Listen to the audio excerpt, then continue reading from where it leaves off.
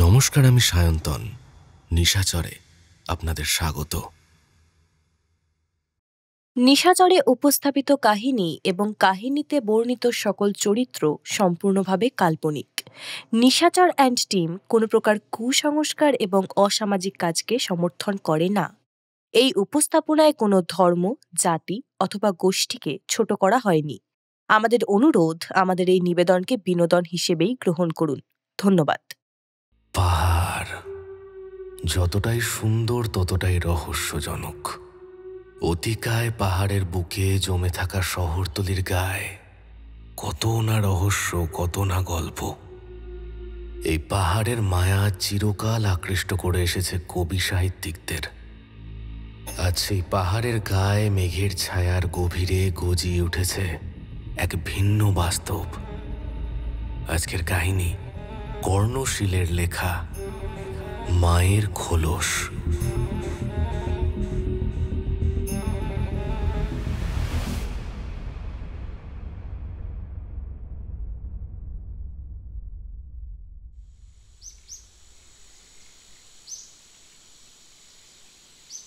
ছেলেটার চোখের নিচে পুরু কালির পুঁজ, ঘাড় আর কানের পিছনে ঘাম আর মাটি জমে কালো হয়ে রয়েছে।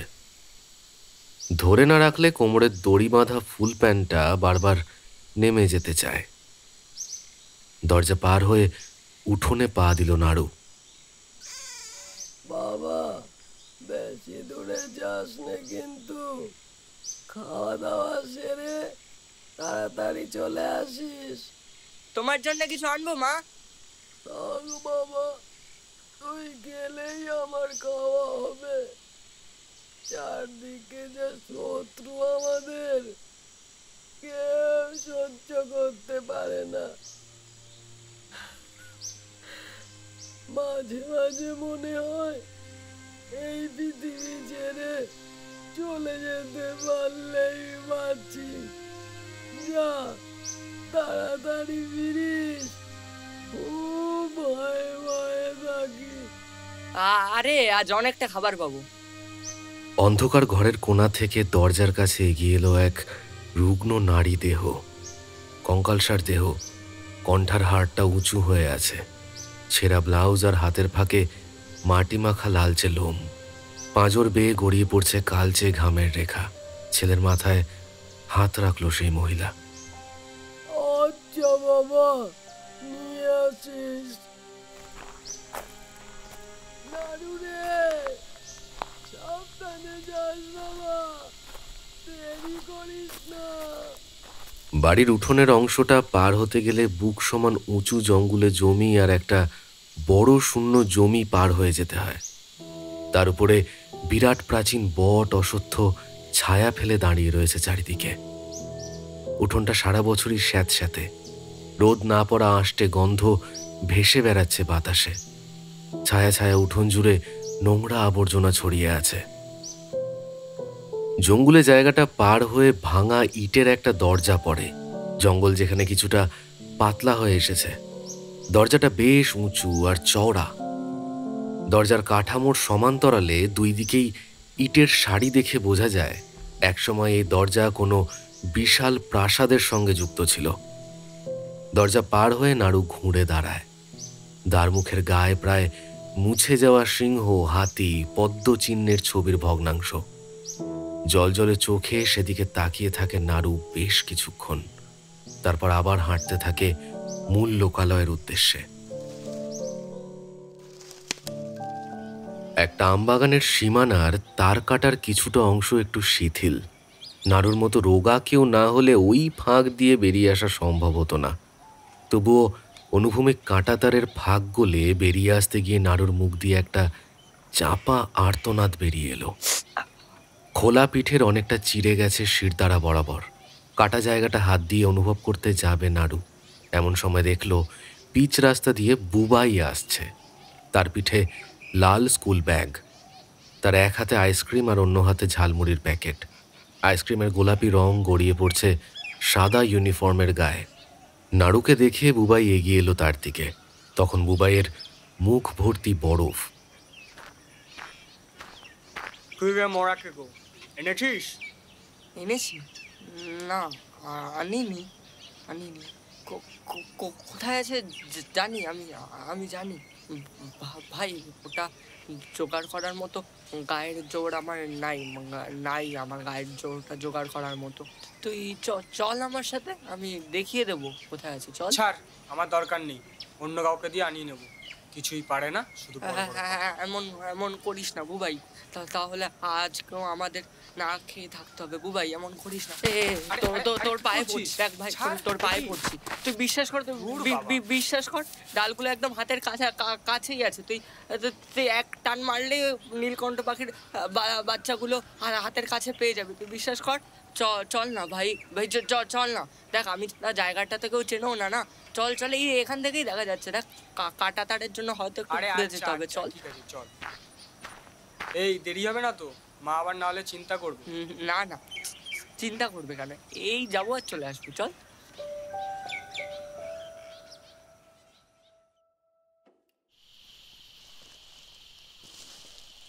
এই দিকে তেমন একটা কেউ আসে না, এমনকি জন্তু জানোয়ারেরও চলার সরু পথ নেই। ঝোপঝাড় ছিঁড়ে বা এড়িয়ে চলতে হয়। বুবাইয়ের টলটলে ফর্সা মুখটা লাল হয়ে গেছে, ঘামে ভিজে গেছে জামাটা। হাত আর পায়ের খোলা অংশে কাটা ঝোপঝাড়ের খোঁচা লেগে রক্ত বেরিয়ে এসেছে। নাড়ুর রোগা শরীরটারও বেশ কিছু জায়গায় কাঁটা ফুটেছে, রক্ত ঝরছে, কিন্তু সেদিকে তার বিশেষ ভ্রুক্ষেপ নেই। বুক সমান উঁচু একটা কালকাসুন্দের ঝোপ পার হতেই একটা অপেক্ষাকৃত ফাঁকা জায়গায় এসে পড়ল ওরা দুজন। হেমন্তের ময়লা রোদ এসে পড়েছে মাটির উপর, আর রোদের পরিধি যেখানে শেষ হয়েছে, একটা প্রাচীন প্রাসাদের ধ্বংসস্তূপ শুরু হয়েছে সেখান থেকে। বুবাইয়ের হাতের মুড়ির ঠোঙাটা এতক্ষণে চিপসে গেছে। কিরে, কোথায় বাসাটা? নাড়ু বুবাইয়ের দিক থেকে হিলহিলে বোড়া সাপের মতো চোখ সরিয়ে নিয়ে ঝুঁকে পড়া কাঠচাপা গাছের ডালটার দিকে ইঙ্গিত করল। বুবাইয়ের চোখটা উজ্জ্বল হয়ে উঠল। অনেক দিনের শখ তার নীলকণ্ঠ পাখির একটা বাচ্চা জোগাড় করে পোষার। নাড়ু এসব জঙ্গলের ঘাঁত ভালোভাবে চেনে, আর ঠিক সেই কারণে গত 2 সপ্তাহ থেকে টাকার লোভ দেখিয়ে নাড়ুকে রাজি করিয়েছিল বুবাই। আজ সেই সময় একেবারে হাতের মুঠোয় উপস্থিত হয়েছে। বুবাই উজ্জ্বল মুখে ডালটা টেনে নামাতে যাবে, এমন সময় নাড়ু নির্বিকার মুখে ধ্বংসস্তূপ থেকে একটা বড় ইটের টুকরো তুলে নিয়ে এগিয়ে গেল বুবাইয়ের দিকে, আর প্রচণ্ড জোরে বসিয়ে দিল ওর মাথার পিছনে। আর ঠিক তখনই লঘু শরীরের কোনো একটা চার পেয়ে জন্তু দৌড়ে গেল ঝরা পাতা মারিয়ে। ঘুরে দাঁড়ানোর সময় পেল না বুবাই। একটা অবলম্বন খুঁজে পাওয়ার আশায় আকাশ হাতড়াতে পড়ে গেল মাটিতে। পা দুটো প্রচণ্ড জোরে আছড়ি পিছড়ি করতে লাগলো শুকনো পাতার ভিতর। মাথার নিচে জমা হতে লাগলো রক্তের ধারা। বুবাইয়ের মাথার ঠিক সামনে এসে দাঁড়ালো নাড়ু। এখন তার রূপ সম্পূর্ণ বদলে গেছে। ফুলে উঠেছে গলার শিরা উপশিরাগুলো, চোখ দুটো ধকধক করে জ্বলছে। নাড়ুর দিকে হাত বাড়িয়ে বিস্ফারিত চোখে কিছু একটা বলার চেষ্টা করলো বুবাই, কিন্তু অস্পষ্ট ঘর ঘর শব্দ ছাড়া আর কিছুই বেরোলো না। ফেনা ওঠা রক্তের বুদবুদ গড়িয়ে পড়ল ডান কাত হয়ে থাকা ঠোঁটের কষবে। নাড়ু জল জলে চোখ ধ্বংসস্তূপের দিকে তুলে ধরল। ওমা, আয়। ঝাপসা হয়ে আসা দৃষ্টিতে বুবাই দেখতে পেল ধ্বংসস্তূপের ভিতর থেকে একটা অদ্ভুত দর্শন নারী মূর্তি বেরিয়ে আসছে। রুগ্ন শীর্ণ দেহ, নোংরা ভাঙা দাঁতগুলো বেরিয়ে এসেছে মুখের বাইরে, কান দুটো চেপটে নেমে এসেছে খুলির উপরে। ডিমের কুসুমের মতো ফুলে ওঠা চোখের মণিতে হলুদ ছোপ পড়েছে। বুড়িটা নিথর ঠান্ডা চোখে বেশ কিছুক্ষণ বুবাইয়ের চিত হয়ে থাকা শরীরটার দিকে তাকিয়ে থেকে ঝুঁকে পড়ল তার পেটের উপরে। নরম পেটে কামড়ে একগাদা মাংস তুলে নিয়েছে বুড়িটা। বুবাইয়ের দেহে তখনও প্রাণ রয়েছে। বুবাই গিরগিটির মতো মাটির উপর দিয়েই দেহটাকে ছেঁচড়ে টেনে নিয়ে যেতে চাইল। বুবাইয়ের ভারী শরীরটা টানে বুড়ির শীর্ণ শরীরটাও মাটির উপরে ছেঁচড়ে চলতে লাগলো, আর সেই চলমান অবস্থাতেই কামড়ে কামড়ে সে তুলে নিতে লাগলো হতভাগ্যের দেহখণ্ড। নাড়ুর চোখ দুটো হঠাৎ ছলছল করে উঠল সুতীব্র আবেগে। খাও মা, খাও। তারপর সেও বসে পড়ল বুবাইয়ের দেহের অন্য পাশে। বনভূমি নিস্তব্ধ, শুধু মাংস ছেঁড়ার শব্দ শোনা যেতে লাগলো থেকে থেকে। বুবাইয়ের দেহটা ধীরে ধীরে নিস্পন্দ হয়ে গেল, আর তার জলে ভেজা নিথর চোখ দুটো ফেলে আসা পথের দিকে তাকিয়ে রইল নিষ্পলক হয়ে।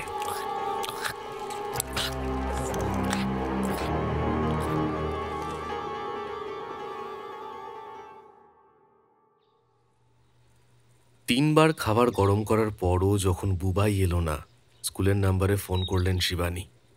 আধা পাহাড়ি আধা জঙ্গলের শহরতলির খ্রিশ্চান স্কুলে প্রায় পোস্ট পিরিয়ড বিভিন্ন অনুষ্ঠান হয়ে থাকে। অবশ্য তার ডেইলি রুটিন বুকে উল্লেখ করা থাকে না। কাল রাতেও বুবাইয়ের বই গোছানোর সময় তেমন কিছু চোখে পড়েনি শিবানীর।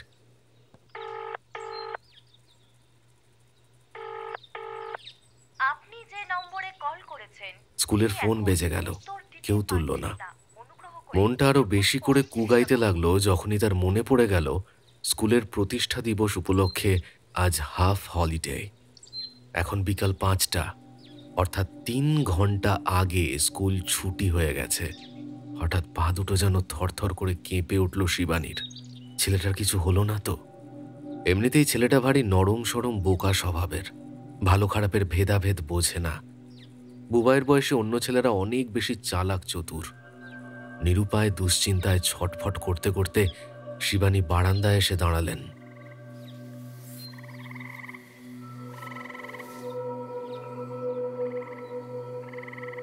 প্রতিবেশী রায়দের বাড়ির আলো জ্বলে উঠছে একটা একটা করে। বাড়ির সামনের বার্চ গাছগুলোর ছায়ার অবয়ব দোল খাচ্ছে পরন্ত বিকেলের ম্লান লালচে কালো আভায়। চতুর্দিকে একটা অস্বাভাবিক ভারী নৈশব্দ ধীরে ধীরে চেপে বসছে শহরতলির উপর। নিঃশব্দ ঠান্ডা লনে একটা প্রজাপতির পিছনে ছুটোছুটি করে বেড়াচ্ছে রায়বাবুর ছেলে টুবলু।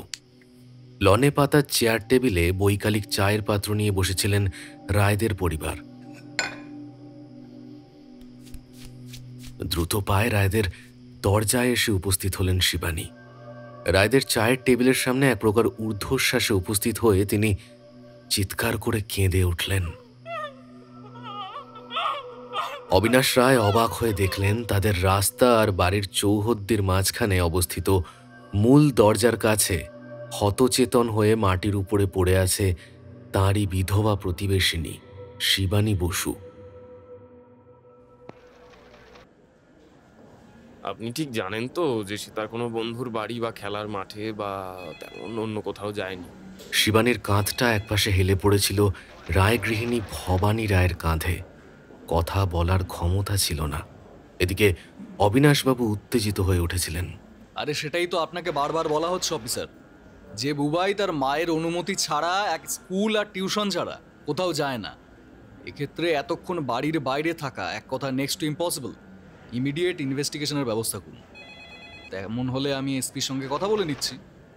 দুঁদে উকিল অবিনাশ রায়ের দিকে তাকিয়ে একটা দীর্ঘশ্বাস ফেলল ডিউটি অফিসার হারাধন দাস। বড় মানুষদের এই একটাই অসুবিধা স্যার, আপনারা বড় অধৈর্য। আচ্ছা, আমি কি একবারও বলেছি যে ইনভেস্টিগেশন ডিলেড হবে? একদম বেসিক কথাগুলো তো জেনে নিতেই হয় বলুন। আপনি একটা কাজ করুন, একটা প্রাথমিক অভিযোগ জমা করে দিন, আর সম্ভব হলে বুবাইয়ের একটা ছবিও দিয়ে দিন। তারপর আমি দেখছি স্যার। তবে এইটুকু কথা আমি দিতে পারি স্যার, আমার দিক থেকে কোনো গাফিলতি হবে না। আমার ঘরেও তো ছেলেপুলে আছে। তবে স্যার আমি 100% গ্যারেন্টি দিয়ে বলতে পারি, এই কাজের পিছনে যে গ্যাং আছে তারা ধরা পড়বেই। ভবানী এসো। শিবানী চলো, আমরা আসি তাহলে। হ্যাঁ স্যার আসুন, আমি দেখছি, আমি ব্যাপারটা দেখছি। আপনারা যান, সাবধানে যাবেন। হ্যাঁ হ্যাঁ হ্যাঁ। সৈকতকে গাড়ি কেটে লাগাতে বল, আর তুই আর এই পথ আমার সঙ্গে যাবি। বেরো, তাড়াতাড়ি বেরো।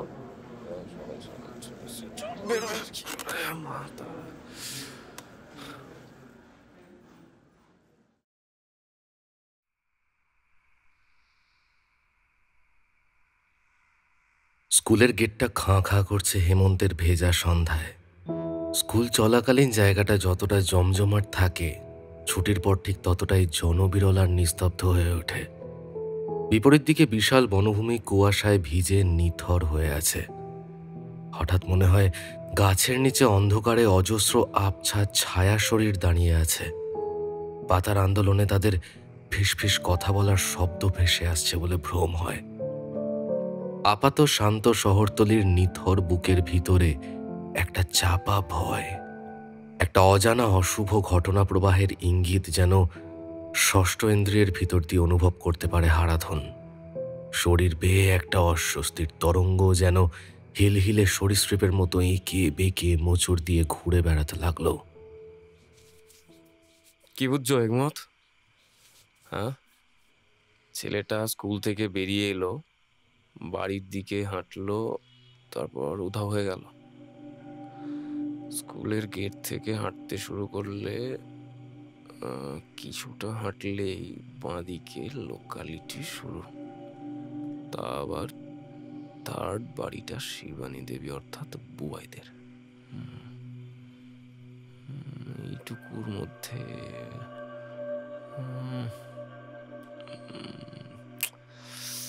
এই চলো তো, আমরা ওই রাস্তাটা ধরে হাঁটি, চলো। আর সৈকত, তুই গাড়ি নিয়ে শিবানী দেবীর বাড়ির আগের মোড়ে দাঁড়া, আমরা আসছি। চলো, তুমি আমার সঙ্গে চলো।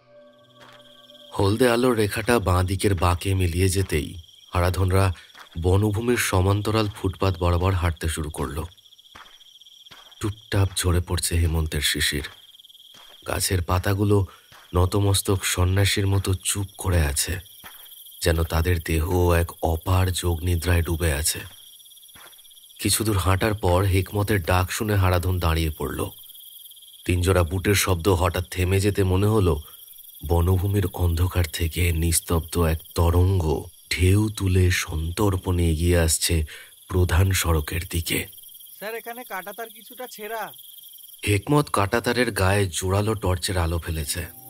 হারাধন আলোকিত জায়গাটার দিকে এগিয়ে এসে খুব মনোযোগ দিয়ে দেখল জায়গাটা। খুব বড় শরীর গলে যাওয়ার পক্ষে ফাঁকাটা যথেষ্ট নয়। বুবাইয়ের ছবি সে দেখেছে। একমাত্র জোর করে টেনে হিঁচড়ে ছাড়া এই পরিসর দিয়ে তার দেহ গলে যাওয়া সম্ভব নয়। সেক্ষেত্রে কাঁটাতারের গায়ে রক্ত লেগে থাকা নিশ্চিত। নিচু হয়ে ছেঁড়া অংশটায় আলো ফেলল হারাধন। বৈদ্যুতিক বাতির জোরালো আলোয় জায়গাটা মনোযোগ দিয়ে দেখতেই ঘাড়ের কাছটা শিরশির করে উঠল তার।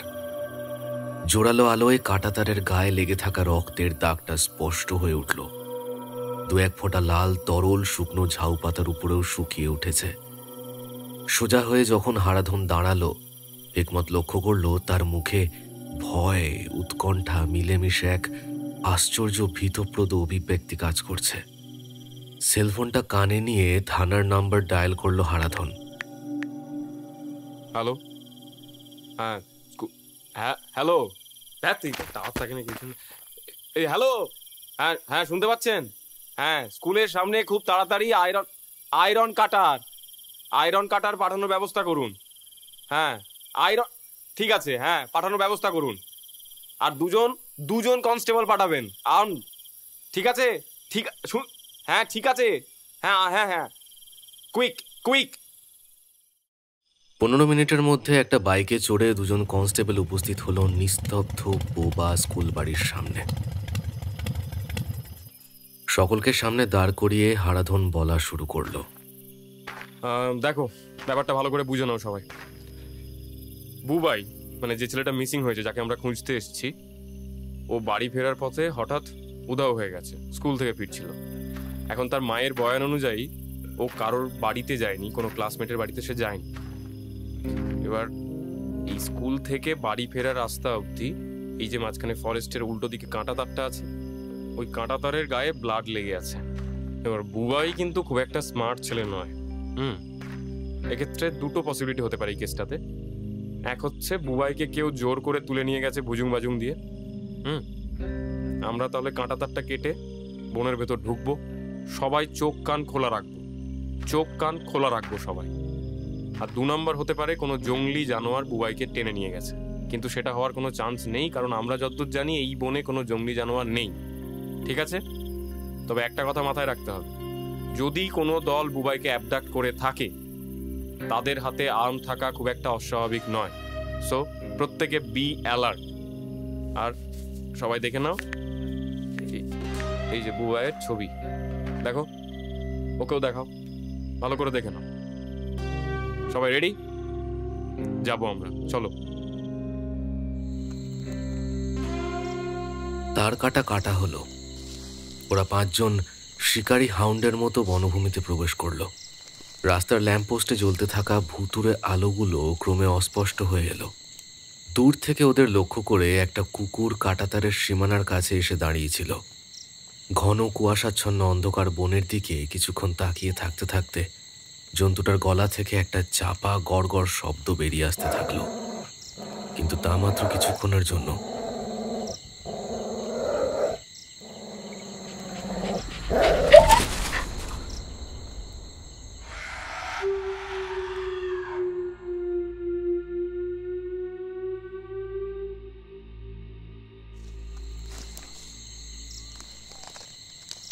কাঁটাতার পার হয়ে বনভূমির মাটিতে পা রাখতেই একটা কনকনে ঠান্ডা বাতাস ছুটে এসে ঘিরে ধরল 5টি মানুষকে।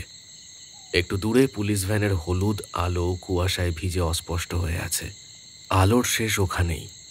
নিরন্ধ্র অন্ধকার ভেদ করে জোরালো টর্চগুলো এগিয়ে চলল বনের আরো আরো গভীরে। স্যার স্যার বলছিলাম ভাঙা ঘরের দিকে একবার দেখলে হয় না? পুরনো গড় সম্বন্ধে অনেক প্রচলিত অজাগতিক কথা শুনেছে হারাধন। সেদিকে দিনের বেলাতেও কোনো মানুষ বা পশু পা মারায় না। দিনের আলোয় বা থানার আলোকিত ঘরে বসে সেসব কথা গাল গল্প ভেবে উড়িয়ে দিলেও এই অন্ধকার স্যাঁতস্যাঁতে বৃক্ষরাজির পাদদেশে দাঁড়িয়ে বুকের ভিতরটা ব্যথা ব্যথা করে উঠছে থেকে থেকে। বাকি 4 জন মানুষের অস্বস্তির উসখুস দীর্ঘশ্বাস টের পাচ্ছিল সে। তবুও যেতে হবে। বাচ্চাটাকে খুঁজে পাওয়া খুব দরকার। শিবানীর ভয়ার্ত ক্লান্ত মুখটা ভেসে উঠল তার মনে। একজন রাস্তার মুখে দাঁড়াও, আর বাকিরা আমার সঙ্গে চলো। Yes sir. একটা খসখস শব্দ হলো পাতার উপরে। ডান দিকে একটা বেঁটে কাঠ চাপা গাছ, প্রায় 1 মানুষ উঁচু সেটা। টর্চের আলো সেদিকে পড়তেই হারাধনের মনে হলো একটা খুব রোগাটে নারী মূর্তি চুপ করে বসে পড়ল গাছের গুড়িটার কাছে। দ্রুত পায়ে সেদিকে এগিয়ে গেল দলটা। একই সঙ্গে শোনা যাচ্ছিল শিশির ভেজা মাটির উপর কিছু একটা দুরন্ত গতিতে বুক ঘষতে এগিয়ে যাচ্ছে বনের আরো গভীরে। কাঠচাপা গাছটার কাছাকাছি পৌঁছতেই একটা বিশ্রী গন্ধে পেটের ভিতরটা গুলিয়ে উঠল হারাধনের। অতি পরিচিত গন্ধ। মাংসের দোকানে বা বিভিন্ন ক্রাইম স্পটে এ ধরনের গন্ধ বহুবার পেয়েছে সে। এ গন্ধ রক্তের গন্ধ, ছেঁড়া খোঁড়া বা কাটা টুকরো টুকরো মাংসের গন্ধ। 2টো টর্চের আলো ঝলসে উঠল গাছটার উপরে। চাপা আর্তনাদ বেরিয়ে এসেছে হেকমতের গলা থেকে। গাছটার নিচে ছড়িয়ে ছিটিয়ে আছে টুকরো টুকরো মাংসের স্তূপ আর থোক থোক রক্ত। দেখলেই বোঝা যায় মাংসগুলো কোনো ধারালো অস্ত্র দিয়ে কাটা হয়নি, বরং ভোঁতা কোনো অধাতব বস্তু দিয়ে ছেঁড়া হয়েছে, খুব সম্ভবত দাঁত দিয়ে। একটা লাল স্কুল ব্যাগ চাপা পড়ে রয়েছে মাংসের নিচে। পাশেই একটা কালো জুতো পরা পায়ের টুকরো। মাংসের স্তূপের দিকে নিঃশ্বাস বন্ধ করে তাকিয়ে থাকতে থাকতেই হঠাৎ হারাধন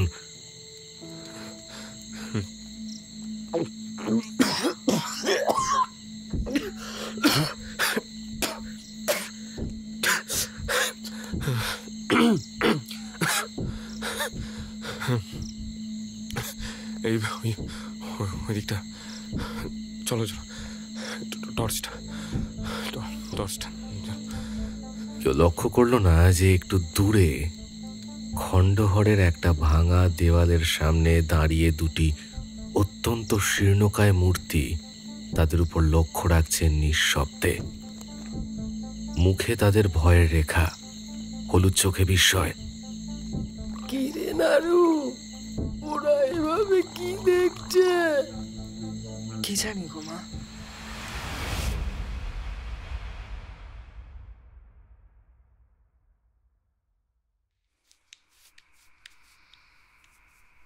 অবিনাশ দ্রুত পায়ে পায়চারি করছিলেন ড্রয়িং রুমে। হেমন্তের শেষ রাত ঝিমঝিম করছে পাহাড়ি শহরটার উপরে। টুবলু আর ভবানী একে অপরকে জড়িয়ে ধরে ঠকঠক করে কাঁপছে সোফার উপরে বসে। বাঁদিকের ঘরটির দরজা খোলা। ভিতরের বিছানায় অচৈতন্য শিবানীর মুখে অক্সিজেনের নল। অবিনাশ ছাড়া প্রকৃত ঘটনাটি কেউ জানে না। বুবাই আর নেই। বুবাই হিংস্র পশুর আক্রমণে প্রাণ হারিয়েছে। বুবাই আর কোনোদিন হাসি মুখে টুবলুকে ডাকবে না, এমনটাই সবার জানা। কিন্তু আসল ঘটনা যে আরো ভয়ঙ্কর, আরো বিভৎস। বুবাইয়ের খুলিশুদ্ধ সুষুম্না কাণ্ডটি যে আদতেই খুঁজে পাওয়া যায়নি তা একমাত্র পুলিশ আর অবিনাশ ছাড়া কেউ জানে না। একটাই প্রশ্ন অবিনাশের শিরদাঁড়ায় যেন বারবার বরফের গাজল পুঁতে দিচ্ছে, কে এমনটা করল? অবিনাশের মাথা আর মন সম্পূর্ণ বিপরীত অভিমুখে ছুটছে আজ। মন বলছে এখনই ওই বনভূমিতে ছুটে যায় আর ওই নৃশংস হত্যাকাণ্ডের কাণ্ডারিকে খুঁজে বার করে মিশিয়ে দেয় মাটিতে। কিন্তু মস্তিষ্ক বলছে সম্পূর্ণ বিপরীত সত্য। এ বড় কঠিন ঠাঁই, এ প্রতিপক্ষ ভয়াল ও অপরাজেয়। সকালের আগে ব্যাপারটা নিয়ে কারোর সঙ্গে আলোচনাও করা সম্ভব হচ্ছে না। খুনের এই প্যাটার্নটা একটা বিদেশি সিনেমায় দেখেছিলেন অবিনাশ, কিন্তু বাস্তব জীবনে তা ঘটে কি করে? একটা ফোন এসেছে। হারাধন। হ্যালো। হ্যালো, হ্যাঁ বলছিলাম ওই আমার বাড়ির কাজের মেয়েটা অদ্ভুত কিছু কথা বলছে। সকালের দিকে একবার দেখা হতে পারে স্যার? সে কি? আচ্ছা, কাল সকালে ওনাকে আমার ফার্মের চেম্বারে নিয়ে এসো।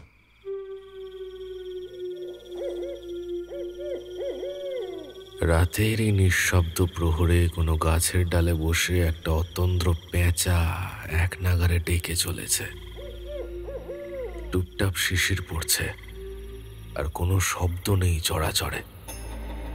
এ বন, এ শহর, দিগন্তে উঁচিয়ে ওঠা পাহাড়ের সারি মরে গেছে, সব মরে গেছে। তো একটা পাখির খুব মৃদু কিচকিচ ডাক শুনে ডিভানে গা এলিয়ে দিয়েছেন অবিনাশ। মানসিক প্রচণ্ড অব্যবস্থায় দেহ বিদ্রোহ করছিল। অঙ্গ প্রত্যঙ্গ পঞ্চেন্দ্রিয় শিথিল হয়ে উঠেছিল। ঘুমোতে না পারলেও একটা অর্ধতন্ত্র অবস্থায় আচ্ছন্ন হয়ে ডিভানে পড়ে রইলেন অবিনাশ।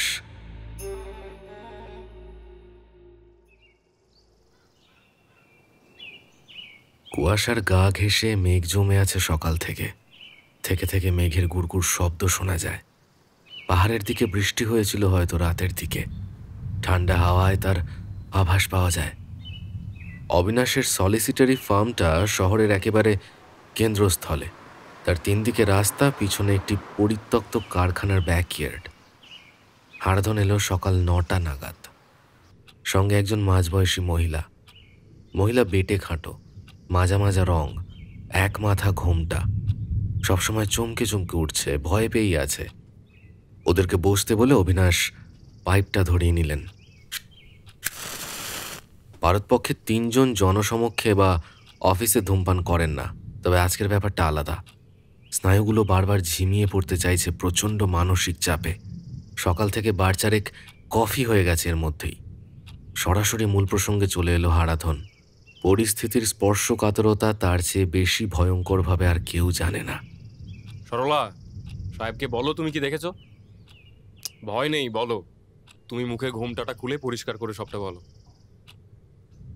ঠিক আছে, এখানে লজ্জা পাওয়ার কিছু নেই, বলো। আমাদের বাড়ি বনের উল্টো দিকে, যেদিকে স্কুল তার অন্য পিঠে। গ্রাম তো খুব বড় না, মাত্র 50-60 জন লোক থাকে। এদিকে তো চাষবাস নেই কিছু, তো আমরা কেউ লোকের বাড়িতে কাজ করি, কেউ বা বিস্কুটের কারখানায়।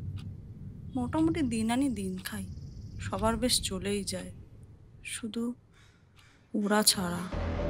কথাটা শুনে অবিনাশ মুখ থেকে পাইপটা নামিয়ে সোজা হয়ে বসলেন। নাড়ুর মা শহরের দিকে ভিক্ষে করত।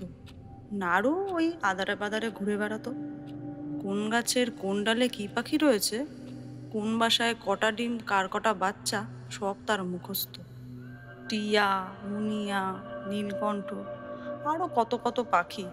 আর সেসব পাখির বাচ্চা ওই গাছের মগডালে উঠে সে পেড়ে আনতো, তারপর এইদিকে মানে ওই শহরে এসে বিক্রি করত।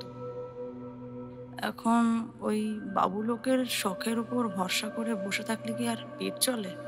চলতেও না। গায়ের লোকও যে তাদের দুটো খেতে দেবে সে জো নেই, তারাই বা পাবে কোথায়? সবই তো হা ঘরে। এর মধ্যে নানুর মা একদিন পা ভেঙে বসলো। শহর থেকে ফিরছিল, পিছন থেকে এক মোটর সাইকেল না ফটফটি ধাক্কা দিয়ে দিয়েছে।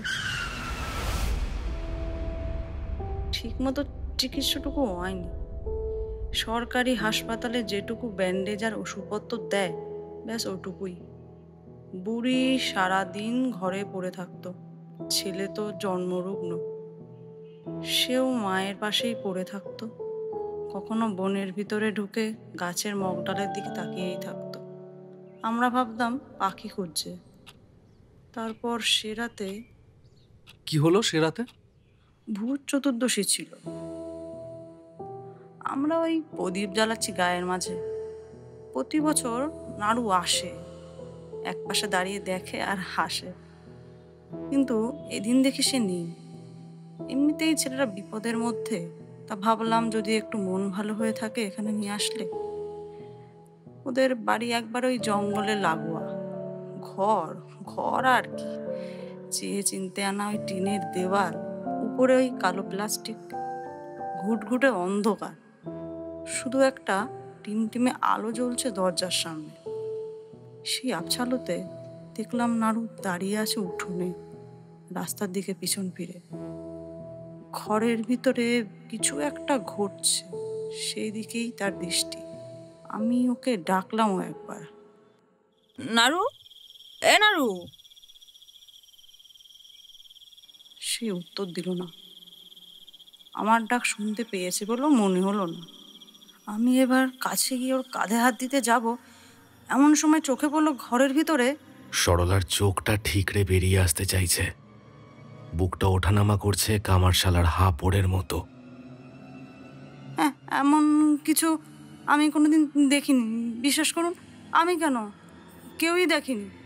ঘরের মধ্যে নাড়ুর মা পড়ে আছে। হ্যাঁ হ্যাঁ, দেখে তো নাড়ুর মাই লাগছে, কিন্তু আসলে সে তো শুধু হাড়, মাংস আর শিরা। আসলে দেহের উপর যে চামড়াটা থাকে না, সেটা নেই। সেটা যেন কেউ এই হ্যাচকাটানে খুলে নিয়ে গেছে। ছেঁড়া টুকরো টাকরা থাকলেও তাও বুঝতাম কেউ টেনে কেটে ছাড়িয়ে নিয়েছে, কিন্তু নেই, কিচ্ছু নেই। বিশ্বাস করুন, কোথাও নেই।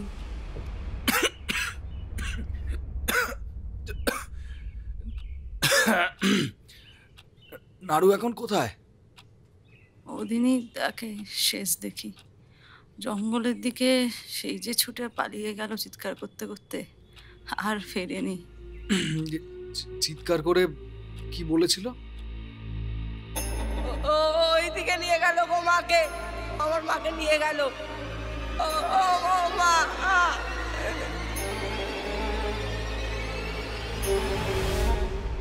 মানে এখন কি করব স্যার? অবিনাশ চুপ করে তাকিয়ে রইলেন হারাধনের দিকে। তার দৃষ্টি হারাধনকে ভেদ করে অনেক দূর চলে যাচ্ছিল। ইহজগতের কোনো কথাই যেন তার কানে ঢুকছিল না।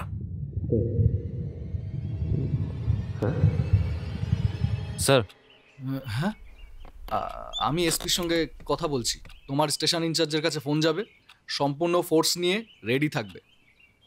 দুপুরের মধ্যেই জঙ্গলে ঢুকবে। ক্লিয়ার? এই শোনো, সরলার থেকে ডেসক্রিপশন নিয়ে সেটা অনুযায়ী নাড়ু আর তার মায়ের একটা স্কেচ বানিয়ে নিও। হারাধন আর সরলা চলে যাওয়ার পর মেঘের ছায়ায় অন্ধকার হয়ে আসা ঘরটায় বসে অবিনাশ আবার কেঁপে উঠলেন। দৃশ্যটা তার মাথার মধ্যে বারবার ঘুরে ঘুরে আসছে। কেরোসিনের বাতির মৃদু আলো আর তার সামনে পড়ে থাকা চামড়া ছাড়িয়ে নেওয়া নাড়ুর মায়ের দেহের মাংসের তলা। ওইদিকে নিয়ে গেল গো মাকে। ও মা।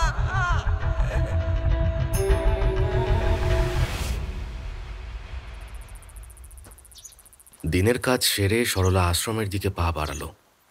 এই বাড়িতে রাতের রান্না করে সরলা, এমনিতেও আশ্রমেই থাকে। কিন্তু এই সময়টা তার খুব ভালো লাগে। পাহাড়ের পাদদেশে অবস্থিত শহরটা সদ্য উত্তীর্ণ সন্ধ্যায় ভারী মনোরম হয়ে থাকে। কিছুটা দূরে দূরে ছবির মতো সব বাড়ি, নীল হলুদ আলো। দুটি বাড়ির মধ্যে মাথা উঁচিয়ে থাকা বার্চ, দেবদারু গাছের মাথার দুলুনি, আর পাহাড়ের দিক থেকে ভেসে আসা পাহাড়ি নদীর বুক ছোঁয়া মিঠে মিঠে হাওয়া। সব মিলিয়ে আশ্রমে ফেরার এই হাঁটা পথটা তার সারা দিনের ক্লান্তিকে খুব আলতো ছোঁয়ায় সরিয়ে দেয়। আঁচলে লেগে থাকা ঘি মশলার গন্ধটা নাকে আসতেই সরলার পেটটা মোচড় দিয়ে উঠল। সন্ধ্যাবেলায় দুটো রুটি আর চা খেয়েছিল সে। বাবুরা যে খাওয়ার ব্যাপারে কার্পণ্য করেন তেমন কিন্তু নয়, তবে আশ্রমে স্থায়ীভাবে বসবাস শুরু করার পর থেকেই বাইরের খাবার যতটা পারে এড়িয়ে চলে সরলা। যদিও আশ্রমের খুব একটা বেশি বাধ্যবাধকতা নেই এই ব্যাপারে, কিন্তু সরলা নিজে থেকেই একটা সহজাত সাত্ত্বিকতা বজায় রাখার চেষ্টা করে। চা, বিস্কুট বা খুব জোর দু একটা ফল ফলাদি, এর বাইরে সে সচরাচর কিছু আশ্রমের বাইরে খায় না, বিশেষত সন্ধ্যায় তো নয়। এই সময় আশ্রমে ফিরলে একটা অসামান্য ভোগ প্রসাদ হিসেবে পাওয়া যায়, খিচুড়ি, লাবড়া আর একটা ছোট্ট বেগুনি। ভাবতেই জিভে জল চলে এলো সরলার। শীত শীত বাতাসের বেগটা একটু বেড়েছে বলে মনে হলো ওর। গায়ের সস্তা চাদরটা ভালো করে জড়িয়ে নিয়ে দ্রুত পদে আশ্রমের দিকে হাঁটল সে।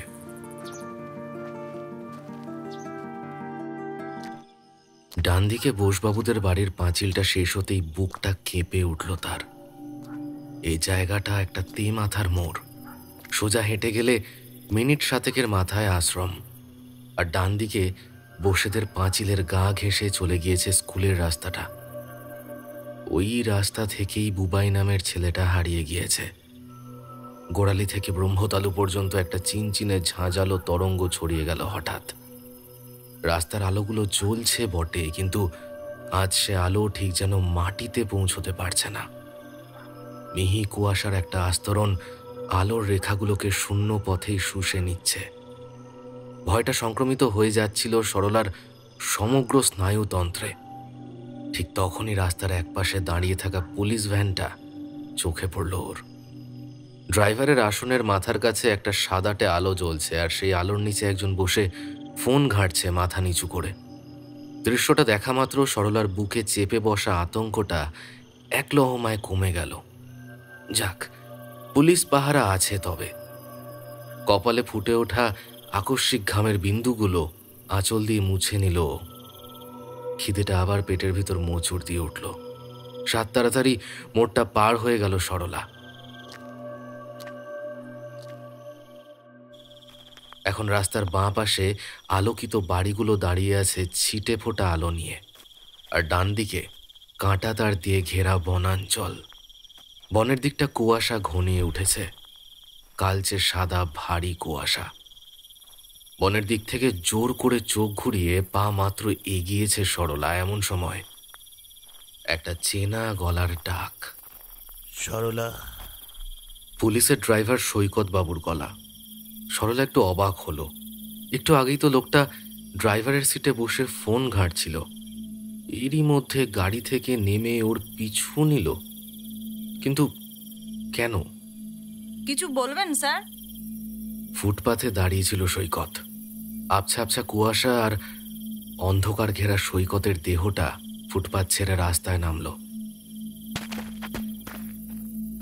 কি ব্যাপার স্যার? রাস্তাটা পার হয়ে সৈকত সামনে এসে দাঁড়ালো, মুখে একটা সহজ স্বাভাবিক হাসি। সরলা দেখল সৈকত যেন একবেলার ফাড়াকে বেশ কিছুটা বদলে গিয়েছে। নাক আর মুখের চামড়া বেশ শিথিল। নারুদের সেই পুরনো ঘরটা একবার দেখাতে পারো সরলা? সৈকতকে সব মিলিয়ে খুব একটা স্বাভাবিক মনে হচ্ছিল না সরলার। মুখের হাসিটাও কেমন যেন নকল। সরলা একটু অস্বস্তি নিয়ে গায়ের চাদরটা আরো একবার ভালো করে জড়িয়ে নিল। সে তো অনেক দূর, সেই বনের পশ্চিমে, এখন যাওয়া যাবে না। কাল চলুন, কাল নিয়ে যাচ্ছি। সৈকত আরো এগিয়ে এলো। মুখটা এবার আরো স্পষ্ট দেখা যাচ্ছে। সৈকতের হাসি হাসি দাঁতগুলো ঝকঝক করছে চোখের সামনে, কিন্তু দাঁতগুলো ঘিরে থাকা মাড়ি আর ঠোঁট দুটো অদ্ভুতভাবে এক পাশে সরে গিয়েছে। সরলাকে অস্বস্তিতে পড়তে দেখে সৈকত যেন তাকে সামলানোর জন্যই বাঁ হাতটা সামনের দিকে তুলে ধরল। হাতটার কোনোই পর্যন্ত ইউনিফর্মে ঢাকা। উন্মুক্ত অংশের চামড়াটা একটা ঝোল্লা কাপড়ের মতো ঝুলে রয়েছে হাড়ের বাঁধন ছেড়ে। ঠিক তখনই নিজের ঝুলে পড়া চামড়াটার দিকে চোখ পড়ল সৈকতের। ওই দেখেছ, চামড়াটা আবার। কথাটা শেষ করার আগেই চামড়াটা টেনে ঠিকঠাক জায়গা মতো লাগিয়ে নিল সৈকতের মতন দেখতে অবয়বটা। এবার ঠিক আছে তো সরলা? এবার চলো। বেশি দূরে এগোতে পারল না সরলা। একটা নরম তলতলে পদার্থ পিছন থেকে এসে তার গলাটাকে পেঁচিয়ে ধরল সুরের মতন। নড়বড়ে হাঁসের মতো হেলতে দুলতে এগিয়ে এলো সৈকতের মতন দেখতে বস্তুটা। কিছুক্ষণের জন্য সরলার বিস্ফারিত চোখ আর ফুলে ওঠা নাকের পাঁটার দিকে তাকিয়ে থেকে ধীরে ধীরে মুখ নামিয়ে আনলো ওর হাঁ করা মুখের দিকে। একটা লম্বা নলের মতো বস্তু বেরিয়ে এসে ঢুকে গেল সরলার মুখের ভিতরে।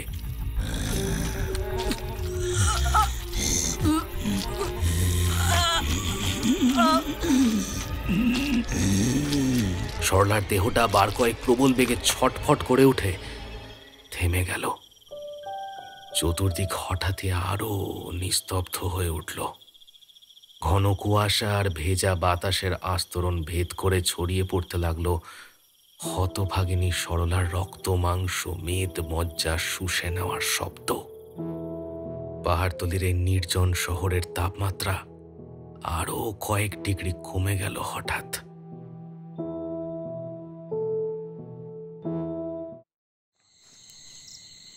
20 জন পুলিশ কনস্টেবল, স্পেশাল কমব্যাট ফোর্সের 5 জন কমান্ডো এবং 10টা অ্যাসল্ট রাইফেল নিয়ে হারাধনের নেতৃত্বে দলটা জঙ্গলে ঢুকল। মেঘে ঢাকা সূর্য তখন বনভূমির মাথা ছাড়িয়ে যে হেলে পড়েছে পশ্চিমের দিগন্ত বিস্তৃত তৃণভূমির দিকে, তা আলোর অবস্থান দেখলে বেশ বোঝা যায়। ঠান্ডা কম্বলের মতো নিস্তব্ধ চতুর্দিক। ভিজে হাওয়া থেকে থেকে ছুটে আসছে, আবার চুপ করে বনের কোনো এক অজানা প্রান্তে লুকিয়ে পড়ছে। অনুসন্ধানকারী সারিবদ্ধ দলটার তৃতীয় মানুষ হলো হারাধন। সবার সামনে 2 জন গেঁয়ো কাঠুরে পা টিপে টিপে চলছে, হাতে ছোট ছোট ধারালো হাত কুড়ুল। ঝোপে ঝাড়ে চোখ পড়তেই বুকটা কেঁপে উঠছে হারাধনের। গতকাল রাতে টর্চের আলোতে এক মুহূর্তের জন্য দেখা মূর্তিটা মনে পড়ে যাচ্ছে বারবার। মুখটা এক লজ্জিত বৃদ্ধার, শীর্ণ দেহ, হাত আর পাঁজরের ফাঁকে বড় বড় লোম, হলুদ চোখ। নির্দিষ্ট স্থানে পৌঁছে গেল দলটা। এখনো রক্তের আষ্টে গন্ধ লেগে আছে বাতাসের গায়ে।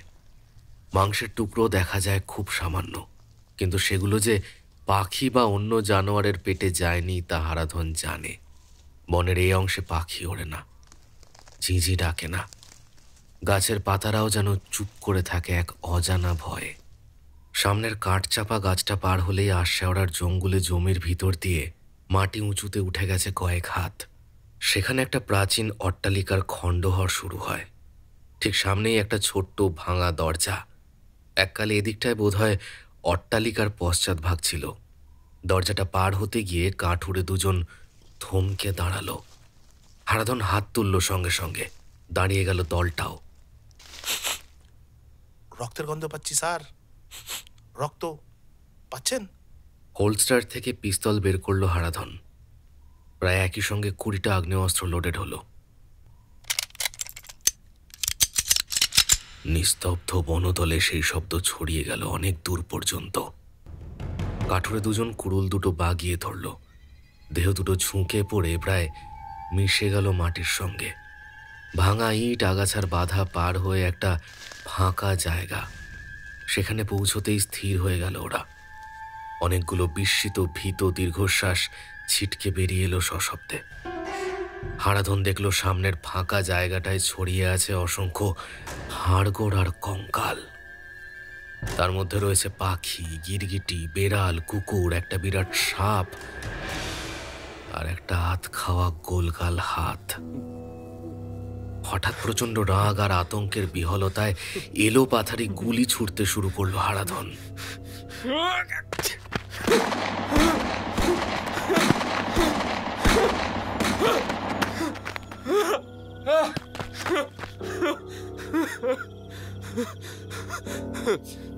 ফাঁকা জায়গাটার ওপারে একটা ঘর। তার সামনে আড়াআড়ি ভাবে টাঙানো আছে কয়েকটি দড়ি, আর তাতে টাঙানো আছে অসংখ্য খোলস। বাঁদরের খোলস, কুকুরের খোলস আর এক বৃদ্ধার আধ পচা খোলস। হঠাৎ ঘরের দরজা দিয়ে একটি অল্প বয়সী ছেলে বেরিয়ে এসে দাঁড়ালো। রুক্ষ আঠা আঠা চুল। সে প্রচন্ড অবাক হয়ে তাকিয়ে রইল হারাধনের দিকে। হারাধন পিস্তলটা তার দিকে তাক করতে নিজের মাথাটা দুহাত দিয়ে ঢেকে বসে পড়ল মাটির উপরে। দাঁড়াও দাঁড়াও দাঁড়াও, মারছো কেন আমাকে? দাঁড়াও, মারছো কেন? হারাধনের উদ্যত পিস্তল থমকে গেল, কিন্তু কাঠুরেদের একজন কুরুল হাতে ছুটে গেল তার দিকে। ছেলেটার সরু ঘাড় ধরে হ্যাঁচকা টানে তাকে দাঁড় করিয়ে ফেলল। তারপর চিৎকার করে বলে উঠল, এগুলো কি তুই খেয়েছিস?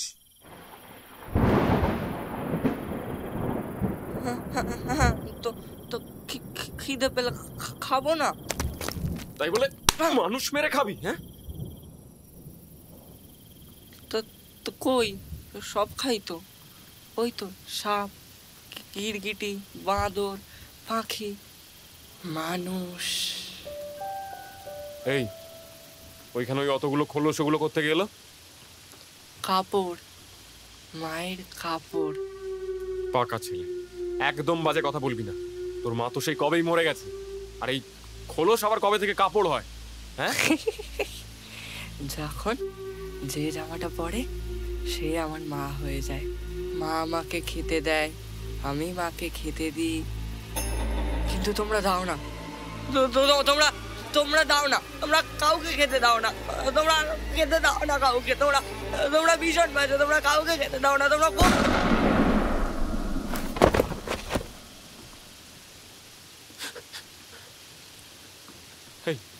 গুলি কে চালালো? হ্যাঁ, তুমি চালালে? আমার পারমিশন ছাড়া গুলি চালালে কেন? হ্যাঁ, এই মিশনের ইনচার্জ কে? আমি তো। গিলু বেরিয়ে গেছে একদম। আরে আমি বাকি লিডটা পাবো কোত্থেকে? সেও ঠিক খুঁজে বার করে উড়িয়ে দেবো। আপনি চলুন তো, ক্যানিবালদের সাথে কথা বলে কি হবে?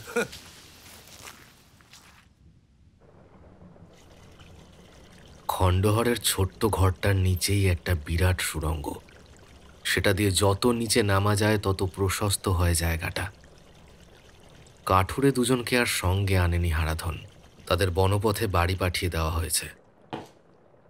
যত নিচে নামছে পথটা, দুদিকের ইটের পরিবর্তে দেখা যাচ্ছে এক প্রকার উজ্জ্বল কালো ধাতুর দেওয়াল। তার গায়ে অজস্র উজ্জ্বল ছবি। একটা ছবির সামনে থমকে দাঁড়িয়ে পড়ল হারাধন। সেই ছবিতে দেখা যাচ্ছে মৃতদেহের স্তূপ। মৃতদেহগুলো মানুষের মতোই দেখতে, কিন্তু তারা মানুষ নয়। বিশেষ প্রকারের কালো তরল পদার্থ দিয়ে তৈরি দেহ। সেই মৃতদেহের স্তূপের সামনে দাঁড়িয়ে আছে একটি জীবন্ত মূর্তি। তার দেহ ওই একই প্রকার তরল দিয়ে তৈরি। পরের ছবি, মহাকাশ ভেদ করে ছুটে যাচ্ছে একটি ত্রিভুজাকৃতি মহাকাশযান, আর তার সামনে মহাকাশে ভেসে আছে একটি নীল গ্রহ, পৃথিবী। হারাধনের সারা দেহ কাঁপছে থরথর করে। পরের ছবি, একটি প্রায় অন্ধকার ঘর। একটিমাত্র প্রদীপ জ্বলছে সেখানে। পায়ে ব্যান্ডেজ বাঁধা এক বৃদ্ধা শুয়ে আছেন মেঝেতে। প্রথম ছবিতে যে অদ্ভুত জীবটাকে দেখেছিল সেই জীব এই ছবিতেও আছে, তবে এখানে সে ঝুঁকে পড়েছে আর তার হাতের মতো অঙ্গ দুটো টেনে ছাড়িয়ে নিচ্ছে বৃদ্ধার দেহের চামড়াটা। আর ওই ছবিতেই দেখা যাচ্ছে দরজার ঠিক বাইরে বিস্ফারিত চোখে দাঁড়িয়ে আছে এক কিশোর, নাড়ু। ছবিগুলোর দিকে তাকিয়ে থাকতে থাকতে বাহ্যজ্ঞান জ্ঞান শূন্য হয়ে পড়েছিল হারাধন। কখন সুড়ঙ্গ পথ বেরিয়ে বুড়িটা নেমে এসেছিল হাঁসের মতো নড়বড় করতে করতে, আর কখন প্রায় 30টা জোয়ান লোকের রক্ত মাংস ছিটিয়ে পড়েছিল ধাতব দেয়ালের গায়ে, হারাধন তা খেয়ালই করেনি। তার সম্বিত ফিরল একটা খসখসে রক্ত জল করা গলায়। ঠিক তার পিছনে দাঁড়িয়ে রয়েছে কেউ। ঠিক লাগছই হয় না, নড়বড় করে। একটা মানুষ দরকার, আরো মানুষ ডেকে আনার জন্য। যা, আরো মানুষ ডেকে নিয়ে আয়, যা যা। হারাধন ঘুরে তাকালো। বিশাল হলুদ চোখ দুটো ঠিক তার সামনে। বুড়িটার খোলসের ভিতরে নড়বড় করছে একটা ধাতব তরল। আরাধনের চোখের মণি দুটো আস্তে আস্তে হলুদ হয়ে এলো। সামনে পড়ে থাকা মাংসের স্তূপ থেকে একটা বড় মাংসখণ্ড তুলে নিয়ে চিবুতে লাগলো সে। তারপর পরিতৃপ্তির গলায় বলল, আচ্ছা নিয়ে আসছি।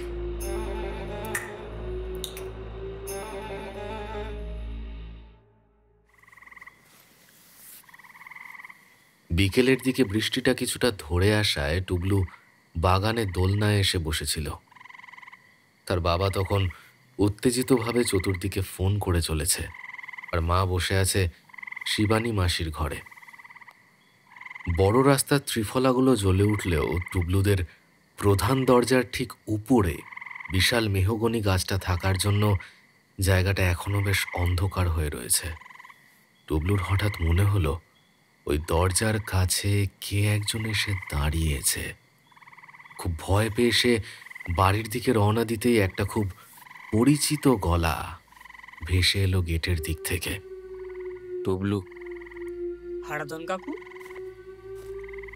তোমার জন্য একটা জিনিস এনেছি বন থেকে, নীলকণ্ঠ পাখির ছানা। তুমি নেবে? টুবলু ঘাড় নেড়ে আরো এগিয়ে গেল, ডান হাতটা এগিয়ে দিল। তারপর মুখ তুলে হারাধনের দিকে তাকাতেই টুবলু দেখতে পেল পুলিশের পোশাক পরা নড়বড়ের শরীরের মুখে হাসিটা আরো চওড়া হয়ে উঠল। কান দুটো আরো ছুঁচলো, চোখ দুটো আরো হলুদ।